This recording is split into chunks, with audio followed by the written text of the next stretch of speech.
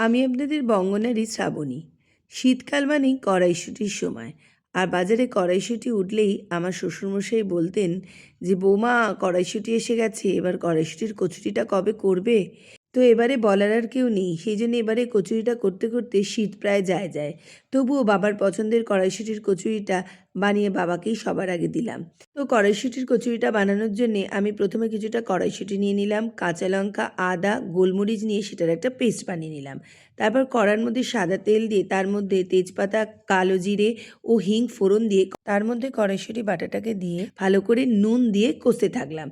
এবং যখন আমার কষাটা প্রায় হয়ে এলো, শুকিয়ে এলো, তখন ওটার মধ্যে একটু চিনি দিলাম, দিয়ে আবারও নাড়াচাড়া করে কষে নিলাম। এই যে পুর আমার রেডি। ব্যাস, এবার লেচি কেটে পুর ভরে তেল মাখিয়ে নিয়ে আমরা এই লেচিগুলোকে বেলে নিয়ে ব্যাস আমার এই কড়াইশুঁটির কচুরি রেডি। ফুলকো ফুলকো কড়াইশুঁটির কচুরি। তবে কড়াইশুঁটির কচুরিটা শুধু ভালো লাগে না, সঙ্গে খেতে হবে ছোটো আলুর দম। আমার শ্বশুরমশাইয়ের কিন্তু এই আলুর দমটাও ছিল ভীষণ প্রিয়। তাই জন্য বাবার জন্যে রেডি করে দিলাম কড়াইশুঁটির কচুরি আর এই আলুর দম। নতুন আলু দিয়ে আলুর দমটা কেমনভাবে বানাই সেটা অন্য কোনো একটা ব্লগে আবার দেবো। আজ তাহলে এত অবধি, আসি তাহলে।